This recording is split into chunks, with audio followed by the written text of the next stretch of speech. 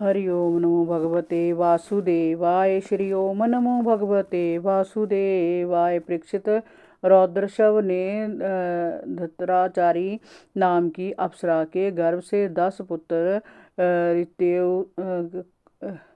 ऋत्यो कृक्षो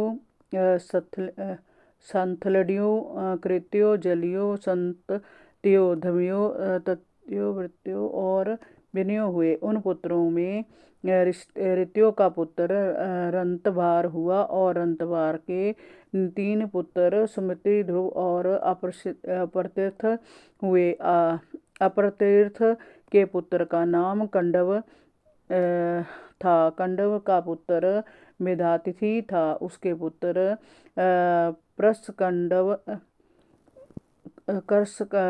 प्रस्कंब हुए, ब्राह्मण हुए। सुमति का पुत्र रैभव हुआ और उसका पुत्र दुष्यंत हुआ। दुष्यंत और शकुंतला की कथा। परीक्षित, एक बार राजा दुष्यंत शिकार खेलने वन में गए हुए थे। शिकार के समय वह सैनिकों से बिछड़कर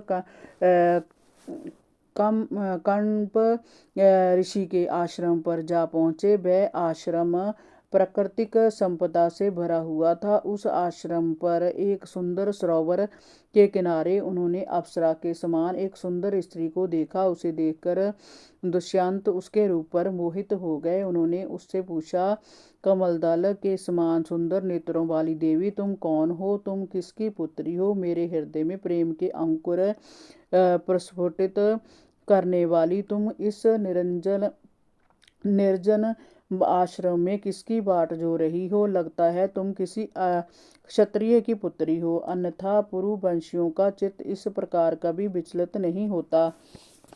उस युवती ने कहा, राजन, आप सत्य कहते हैं। मैं ब्रह्म ऋषि विश्वामित्र और मेनका अप्सरा की पुत्री शकुंतला हूँ।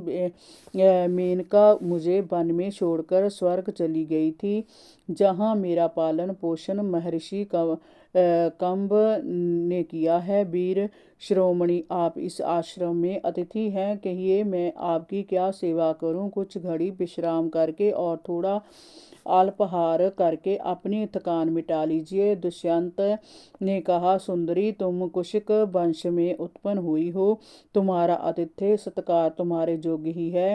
राजकन्याएं समय ही अपने पति का वर्ण करती हैं। क्या देश काल के अनुसार तुम मुझ राजा दुष्यंत में से ब्याह करना पसंद करोगी? परीक्षित, शकुंतला की स्वीकृति मिल जाने पर राजा दुष्यंत ने शकुंतला से गंधर्व ब्याह कर लिया। उसी समय वहां महर्षि कंब आ गए। राजा के साथ शकुंतला के विवाह से उन्हें अपार हर्ष हुआ। उस रात्रि राजा दुष्यंत आश्रम में ठहरे और शकुंतला के साथ उन्होंने सहवास किया। दूसरे दिन अपनी अंगूठी उसे देकर राजा दुष्यंत अपनी राजधानी चले गए। समय आने पर शकुंतला ने एक सुंदर पुत्र को जन्म दिया। महर्षि कंब ने वन में ही बालक के सभी जात कर्म संस्कार कराए और उसका नाम भरत रखा। बालक भरत बचपन से ही बड़ा बलवान था। वह जब कुछ बड़ा हुआ तो खेल खेल में बड़े बड़े सिंहों को बांध लेता था और उसके साथ खेला करता था। वह बालक साक्षात भगवान का अंश अवतार प्रतीत होता था। जब काफी समय तक भी राजा दुष्यंत ने शकुंतला की सुध नहीं ली, तब महर्षि कंब ने उसे आश्रम के 2 शिष्यों के साथ राजधानी भेजा। मार्ग में एक नदी से जल ग्रहण करते समय शकुंतला के हाथ से अंगूठी पानी में गिर गई। शकुंतला को इसका पता ही नहीं चला। जब वह राजा के पास पहुंची तो उसने उसे पहचानने से स्पष्ट मना कर दिया। तभी आकाशवाणी हुई, राजन, पुत्र उत्पन्न करने में माता तो केवल धौंकनी के समान है। वास्तव में जय पुत्र तुम्हारा ही है। तुम्हारा जन्म ही इस पुत्र के रूप में हुआ है। इसलिए दुष्यंत, तुम शकुंतला का तिरस्कार मत करो और अपने पुत्र का स्नेहपूर्वक भरण पोषण करो। राजन, वंश की वृद्धि करने वाला पुत्र अपने पिता को नरक से भी उबार लेता है। शकुंतला का कहना सत्य है। इस गर्भ को धारण कराने वाले तुम ही हो। राजा दुष्यंत को शकुंतला का स्मरण हो आया। उसने बड़े प्रेम से राजमहल में उसका स्वागत किया और उपहार आदि देकर ब्रह्मचारियों को विदा किया।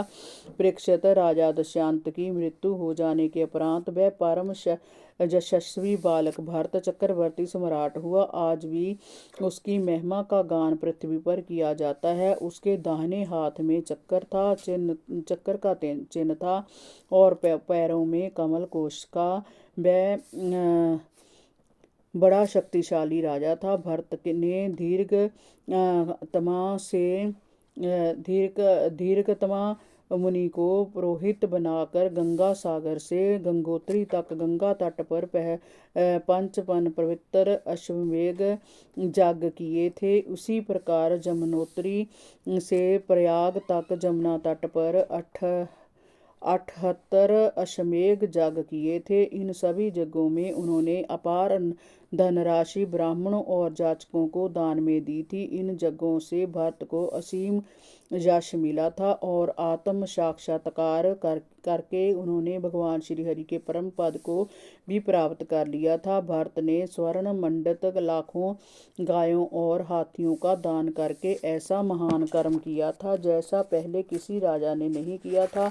हरि ओम नमो भगवते वासुदेवाय। श्री ओम नमो भगवते वासुदेवाय।